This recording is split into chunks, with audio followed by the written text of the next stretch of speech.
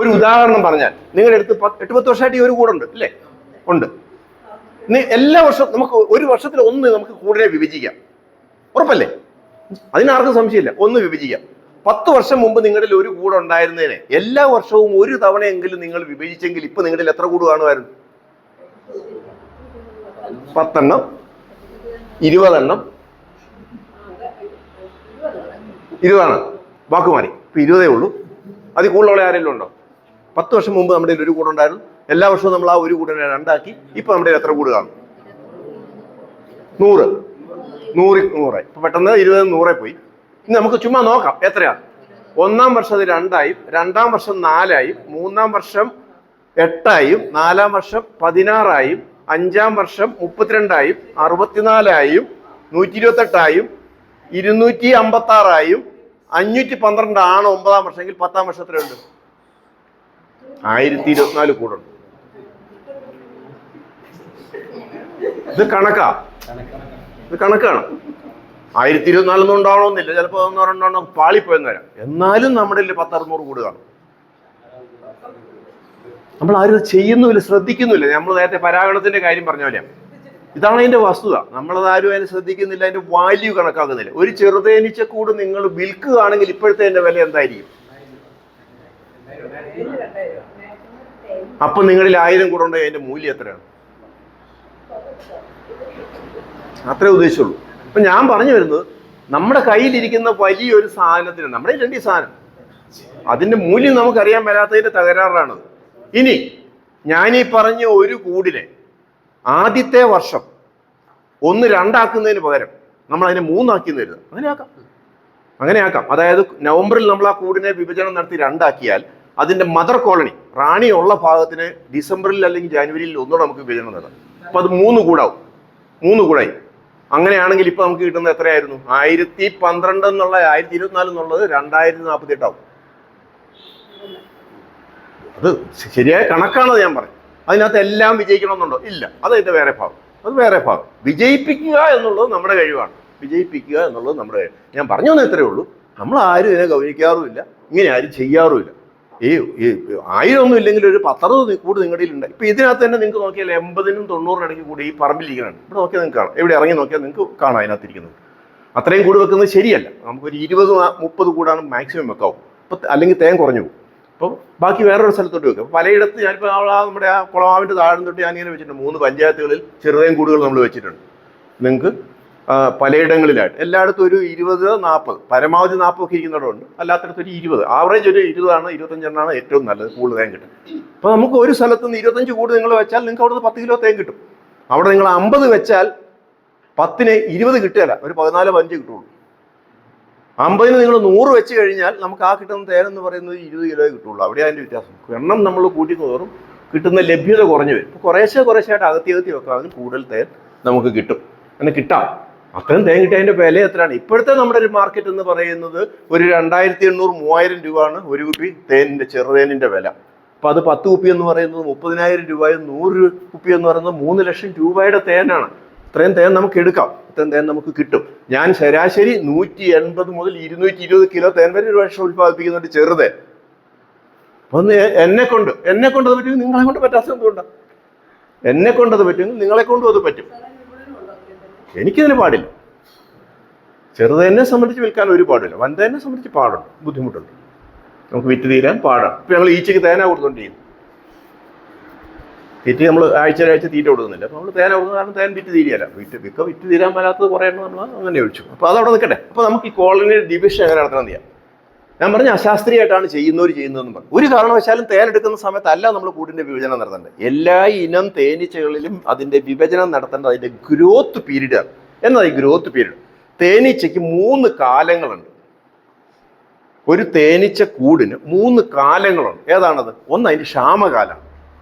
പട്ടിണിയുടെ ഒരു കാലമുണ്ട്. അതങ്ങ് കഴിഞ്ഞാൽ പിന്നെ അതിനൊരു വളർച്ചയുടെ കാലമുണ്ട്. ആ സമയത്ത് ഗ്രോത്ത് പീരീഡ് എന്ന് പറയും. അതതിൻ്റെ ഗ്രോത്ത് പീരീഡാണ്, അതേ വളർച്ചാക്കാലമാണ്. അത് കഴിഞ്ഞാൽ അതിനൊരു തേൻ ഒഴുക്ക് കാലമുണ്ട്, ഹണി ഫ്ലോ സീസൺ. തേൻ കണ്ടമാനം കിട്ടുന്നൊരു സമയം. ഇത് കേരളത്തെ സംബന്ധിച്ച് പൊതുവെ പറഞ്ഞാൽ, എല്ലാം അങ്ങനെ കറക്റ്റ് അല്ല, എന്നാലും പൊതുവെ പറഞ്ഞാൽ മെയ് അവസാനം മുതൽ നമുക്ക് ക്ഷാമകാലമാണ്. അതാ ഡെർത്ത് പീരീഡാണ്. May, June, July, August. സെപ്റ്റംബറൊക്കെ അങ്ങ് ആയി കഴിയുമ്പോൾ മഴയൊന്ന് കുറഞ്ഞിട്ട്, ഇടയ്ക്ക് മഴയുണ്ട് വെയിലുണ്ട്, ഓണമൊക്കെ വരുന്ന ആ സമയത്താണ്, May to August. September October November December മഴയൊക്കെ ഉണ്ട്, പക്ഷെ വെയിലും ഉണ്ട്. ഇപ്പോൾ ഓണമൊക്കെ വരുന്ന ആ സമയത്ത് പൂക്കളൊക്കെ ഉണ്ട്. തേനീച്ചയ്ക്ക് അത്യാവശ്യം ഒരു 20 ദിവസം വെയിലായിരിക്കും, 10 ദിവസം മഴയായിരിക്കും. അപ്പോൾ അതിനിടയ്ക്ക് അതിന് അത്യാവശ്യമുള്ള തേനും പൂമ്പൊടിയൊക്കെ കിട്ടും. അങ്ങനെ തേനും പൂമ്പൊടിയൊക്കെ കിട്ടാൻ തുടങ്ങിയാൽ റാണീച്ച കണ്ടമാനം മുട്ടയിടാൻ തുടങ്ങും. അതാണ് ഗ്രോത്ത് പീരീഡ് അഥവാ വളർച്ചാക്കാലം. അത് കഴിഞ്ഞാൽ ജാനുവരി ഫെബ്രുവരി മാർച്ച് ഏപ്രിൽ ഇത് തേനൊഴുക്ക് കാലം. ആ സമയത്ത് കണ്ടമാനം തേൻ പ്രകൃതിയിലുണ്ട്. അപ്പോൾ ഈച്ച കൂടുതൽ ശ്രദ്ധിക്കുന്ന എന്തിലായിരിക്കും? മുട്ടയിടുന്നതിലുപരിയായിട്ട് വരും ക്ഷാമകാലത്തേക്ക് വേണ്ട തേൻ കൂടുതൽ സംഭരിക്കാനായിരിക്കും അവർ ശ്രദ്ധിക്കുക. അപ്പം ഈ 3 കാലത്തും നമ്മൾ തേനീച്ചയുടെ കൂടിനുള്ളിൽ ചെയ്യേണ്ട പരിചരണ രീതികൾ വ്യത്യസ്തമാണ്. മഴക്കാലത്തായി നമ്മൾ പൊതിഞ്ഞ് സൂക്ഷിക്കുക, ഉറുമ്പും കീടങ്ങളൊന്നും വരാതെ നോക്കുക, മഴ നനയാതെ നോക്കുക, വെയിലടിക്കാതെ നോക്കുക, അത് സംരക്ഷിക്കുക, വൻതേനീച്ചയാണ് തീറ്റ കൊടുക്കുക. ഇതൊക്കെയാണ് ആ സമയത്ത് ചെയ്യേണ്ടത്. വളർച്ചാക്കാലത്താണ് നമ്മൾ പ്രകൃതിയിൽ നിന്ന് ഈച്ചയെ പിടിച്ചു വെക്കുക, ഉള്ള കൂടുകളുടെ വിഭജനം നടത്തുക ഒക്കെ ചെയ്യേണ്ടത്. ഇപ്പോൾ പറമ്പിലൊരു ഈച്ച ഉണ്ടെങ്കിൽ നമ്മൾ മഴക്കാലത്തല്ല പിടിക്കേണ്ടത്. ഇപ്പം നിങ്ങളുടെ ഭിത്തിയിലൊരു ഈച്ച ഉണ്ട്, അനക്കണ്ട അവിടെ ഇരുന്നുണ്ട്, അത് പിടിച്ചാൽ പോകും. അപ്പം അതുകൊണ്ട് മഴക്കാലത്തല്ല ചെയ്യണം. അത് എപ്പോൾ ചെയ്യണം? ഗ്രോത്ത് പീരീഡ് ചെയ്യണം. ഗ്രോത്ത് പീരീഡ് എപ്പോഴാണ് ഞാൻ പറഞ്ഞത്? September October November December. അതിൽ ഏറ്റവും നല്ലത് നവംബറാണ്. അതാണ് അതിൻ്റെ സെൻട്രൽ പീരീഡ്. പ്രത്യേകിച്ച് കേരളത്തിൽ സമീപകാലത്ത് 5-6 വർഷമായിട്ട് കാലാവസ്ഥയിൽ വലിയ വ്യതിയാനമുണ്ട്. ജൂണിലല്ല ഇപ്പം മഴ. ഇപ്പം നമ്മൾ കണ്ടു, ജൂണിലും പെയ്തില്ല, ജൂലൈയിലും പെയ്തില്ല, ഓഗസ്റ്റിലാണ്. അത് ഓഗസ്റ്റ് സെപ്റ്റംബർ ഒക്ടോബർ വരെ നിൽക്കും ചിലപ്പോൾ. അപ്പം അതുകൊണ്ട് കാലാവസ്ഥയിൽ ചെറിയ മാറ്റങ്ങൾ വന്നിട്ടുണ്ട്. അത് ഈച്ചയിലും വരും. അപ്പം അതിനനുസരിച്ച് കാലാവസ്ഥ നീണ്ടുപോകാനുള്ള സാധ്യത ശ്രദ്ധിച്ച് വേണം നമ്മൾ ചെയ്യാൻ. ഈച്ചയുടെ ഗ്രോത്ത് ഏതാണെന്ന് നമുക്കറിയാം. മഴ എവിടം വരെ പെയ്തു, അത് കഴിഞ്ഞ് 2 മാസം കഴിയുമ്പോഴത്തേക്കാണ് വളരാൻ തുടങ്ങുന്നത്. ആ സമയത്താണ് പ്രകൃതിയിൽ ഇരിക്കുന്ന ഈച്ചയെ പിടിച്ചു വെക്കുക, ഉള്ള കൂടിൻ്റെ വിഭജനം നടത്തുകയൊക്കെ ചെയ്യണം ആ സമയത്ത്. അപ്പം ചെറുതേനീച്ചയെ വിഭജനം നടത്താൻ ഏറ്റവും നല്ല സമയം നവംബറാണ്. അത് നിങ്ങൾക്ക് 1-2 കൂടുണ്ടെങ്കിൽ ഒരു ഈവനിങ് ആണല്ലോ, ഉച്ച കഴിഞ്ഞുള്ള സമയമാണ്, ഒരു 3 മണിയാകും. എന്നാൽ ഈ 3 മണിയുടെ പ്രത്യേകത, 3 മണിയാകുന്നുണ്ടെങ്കിൽ ഈച്ച പെട്ടെന്ന് അടങ്ങാനൊക്കെ എളുപ്പമാണ്. പറന്ന് നിൽക്കുന്ന ഈച്ചയൊക്കെ പെട്ടെന്ന് കൂട്ടി കയറിക്കും. അപ്പോൾ നിങ്ങൾക്ക് 8-10 കൂടുണ്ട്, 10 കൂടുണ്ടെന്ന് കരുതുക.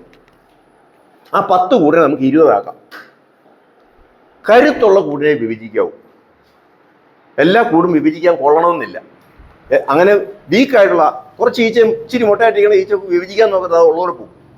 അപ്പോൾ കരുത്തുള്ള കൂടിനെ വേണം വിഭജിക്കാൻ. ഇതെങ്ങനെ കരുത്തറിയുന്നത്? അതിന് കൂട് തുറന്നു പോലും നോക്കണ്ട. അപ്പോൾ കരുത്തെന്ന് പറഞ്ഞാൽ ഉദ്ദേശിക്കുന്നത് എന്താണ്? തേൻ വേണം, പൂമ്പൊടി വേണം, നിറച്ച് ഈച്ച വേണം, നന്നായി മുട്ട വേണം. ഇത്ര ആണ് കരുത്തുള്ള കൂട്. അതിന് തുറന്നു നോക്കി അറിയണമെന്നില്ല, പുറത്ത് നോക്കി അറിയാം. പരിചയസമ്പന്നനായ ഒരു കർഷകൻ അതിൻ്റെ വാതിൽക്ക് പോയി നോക്കി അറിയാം. എങ്ങനെ അറിയാം? അതിൻ്റെ വാതിലിന് വിസ്താരം ഉണ്ടാവും, നീളമല്ല വിസ്താരം ഉണ്ടാവും, വട്ടം ഉണ്ടാവും, നല്ല വിടർന്ന് നിൽക്കും. അവിടെ കാവൽ നിൽക്കുന്ന ഈച്ചകളുടെ എണ്ണം അധികമായിരിക്കും. 10, 12, 8, 16 ഒക്കെ കാണും അവിടെ ഈച്ച. ഇല്ലെങ്കിലോ ഒരു ഈച്ചയോ 2 ഈച്ചയോ ചിലപ്പോൾ കാണും, അത്രേ ഉള്ളൂ. 3 ബി ട്രാഫിക്, ഈച്ചയുടെ പോക്ക് വരും. രാവിലെ ഒരു 8-9 മണിയാകുമ്പോൾ നിങ്ങൾ നോക്കുമ്പോഴത്തേക്ക് പടപടപടാന്ന് ഈച്ച ഇറങ്ങി വരുന്നുണ്ട്, തുരുതുരാന്ന് ഈച്ച വന്ന് കയറുന്നു. തേനും പൂമ്പൊടിയായിട്ട് വരുന്ന ഈച്ചയ്ക്ക് ഇങ്ങ് കയറാൻ പറ്റില്ല, കാരണം അകത്തുനിന്ന് ഈച്ച തള്ളി ഇറങ്ങിക്കൊണ്ടിരിക്കുക. അപ്പോൾ അവരിങ്ങനെ വട്ടയിട്ട് ക്യൂ നിന്നിട്ട് ഒരു ഒഴിവ് കിട്ടുമ്പോൾ അകത്തോട്ട് കയറി പോകണം.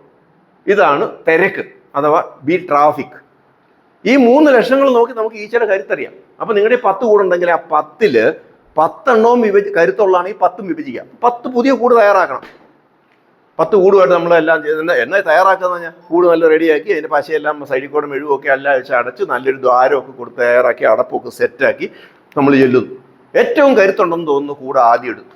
അത് നന്നായിട്ട് പുറമൊക്കെ തുടച്ചു, ഒരു സ്ക്രൂ ഡ്രൈവർ ഉപയോഗിച്ച് തുറന്ന് അകത്തോട്ട് നോക്കിയപ്പോൾ നിറച്ച് മുട്ടയുണ്ട്, തേനുണ്ട്, പൂമ്പൊടിയുണ്ട്. ആദ്യം നമ്മൾ നോക്കേണ്ടത് റാണിയാണ്.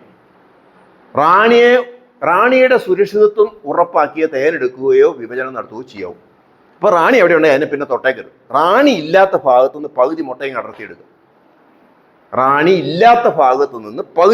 അടർത്തിയെടുക്കുക. അങ്ങനെ എടുക്കുമ്പോൾ പുതിയ മുട്ടയും പഴയ മുട്ടയും 2 കൂട്ടിൽ ഏതാണ്ട് തുല്യമായിട്ട് വരണം.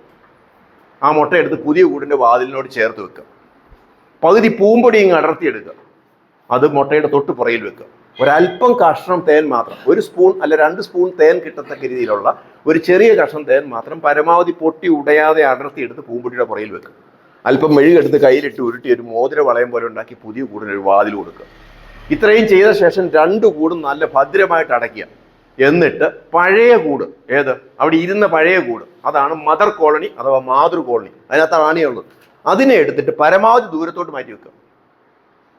പരമാവധി ദൂരം എന്ന് പറഞ്ഞാൽ ഒരു 1/2 കിലോമീറ്ററിനപ്പുറത്തേക്ക് മാറ്റാൻ നിങ്ങൾക്ക് സൗകര്യം ഉണ്ടെങ്കിൽ അതാണ് ഏറ്റവും നല്ലത്. ഇപ്പം ഞങ്ങൾ ഇവിടെയാണ് എന്ത് ചെയ്യും, ഈ സൈറ്റിൽ നിന്ന് നമ്മൾ പിരിക്കുന്ന പെട്ടിയെ മറ്റൊരു സൈറ്റിലേക്ക് നമ്മൾ കൊണ്ടുപോകും.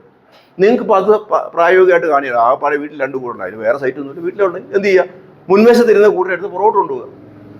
വീടിൻ്റെ ഇറയത്തിരുന്നതിന് നമ്മൾ തൊഴുത്തിൻ്റെ ഇറയത്തേക്ക് മാറ്റി വെക്കുക, വെറുതെ വരയുടെ സൈഡിൽ അല്ല മിഷൻ വരയുടെ സൈഡിലേക്ക് മാറ്റി വെക്കുക. എത്ര അകലേക്ക് മാറ്റി സുരക്ഷിതമായിട്ട് വെക്കാം അങ്ങോട്ട് വെക്കുക, മാതൃകോളനി.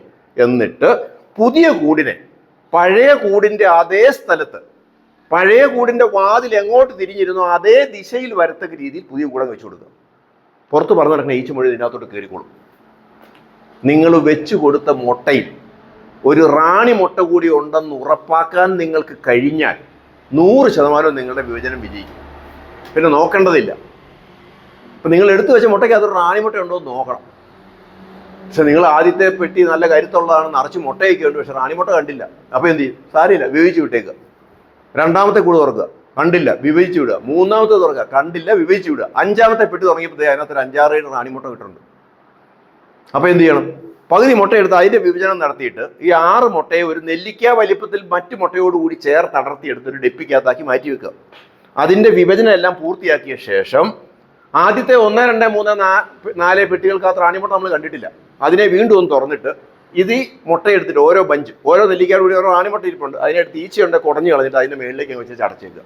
ഇതിന് ക്വീൻ സെൽ ഗ്രാഫ്റ്റിംഗ് എന്ന് പറയും. റാണിമുട്ടയെ നമ്മൾ ഗ്രാഫ്റ്റ് ചെയ്ത് കൊടുക്കുക. അത് 100% വിജയിക്കും. കാരണം റാണിമുട്ട നമ്മൾ വെച്ച് കൊടുത്തിട്ട് വിരിയൊന്നും ഉറപ്പാകും. നിർഭാഗ്യവശാൽ നിങ്ങളുടെ 10 കൂട്ടിൽ 9 എണ്ണവും നിങ്ങൾ നോക്കിയപ്പോൾ റാണിമുട്ടയെ കണ്ടില്ല, കരുത്തുണ്ടായിരുന്നു, വിഭജിച്ചു. അപ്പോൾ നമ്മുടെ പ്രതീക്ഷ 10ാമത്തെ കൂട്ടി കാണുന്ന 10ാമത്തെ കൂടി വന്നപ്പോൾ കോപ്പ അതിനകത്തുമില്ല. പിന്നെന്ത് ചെയ്യും?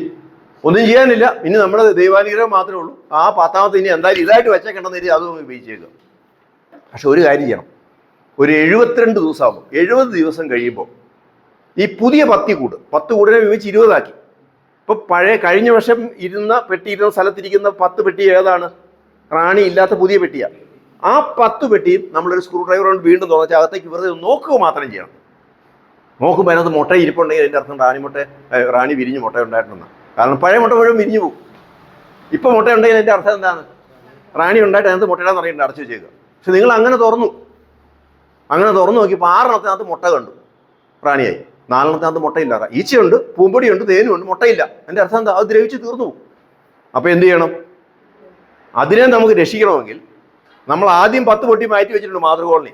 അതിനകത്തെ കരുത്തുണ്ടെന്ന് തോന്നണം 4 പെട്ടി തുറക്കുക. ആദ്യത്തെ പെട്ടി തുറന്നിട്ട് അതിനകത്തുനിന്ന് ഒരു ക്രിക്കറ്റ് ബോളിൻ്റെ വലിപ്പത്തിൽ മുട്ട അടർത്തി എടുത്തിട്ട് മുഴുവൻ ഈച്ചയും കുടഞ്ഞു കളഞ്ഞിട്ട് ഈ പെട്ടിക്കകത്തോട്ട് വീണ്ടും വെച്ച് കൊടുക്കുക. ഏത്? റാണി ഈച്ച മുട്ടയാകാത്ത 4 പെട്ടി തുറന്നിട്ട് അതിനകത്ത് വെക്കുക. എന്നിട്ടോ നിങ്ങൾ വെച്ചു കൊടുത്ത മുട്ടയ്ക്കകത്ത് റാണി മുട്ട ഉണ്ടെങ്കിൽ പേടിക്കാനൊന്നുമില്ല, അത് വിജയിക്കും. അപ്പോഴും നമ്മൾ റാണി മുട്ട കണ്ടില്ലെങ്കിലോ? അടുത്ത 72 ദിവസം കഴിയുമ്പോൾ വീണ്ടും ഈ 4 പെട്ടി മാത്രം തുറന്നു നോക്കണം. വീണ്ടും ഇത് ആവർത്തിക്കണം. അങ്ങനെ അതിനെ മുഴുവൻ രക്ഷപ്പെടുത്തിയെടുക്കണം. അല്ലാതെ നമ്മൾ വിഭജനം നടത്തിയിട്ട് അടുത്ത വർഷം തേരെടുക്കാൻ ചെല്ലുമ്പോൾ പറയും, അയ്യോ കഴിഞ്ഞ വർഷത്തെ 10 വിഭജിച്ച് ഞങ്ങൾ 20 ആക്കിയതായിരുന്നു, അത് 10 പോയി, മുട്ടയില്ല എന്ന് പറയുന്നതിനകത്ത് അർത്ഥമില്ല. അതിനെ വിജയിപ്പിച്ചെടുക്കാൻ നമുക്ക് കഴിയണം. ഇങ്ങനെയാണ് വിജയിപ്പിക്കുന്നത്. ക്ലിയർ ആണല്ലോ?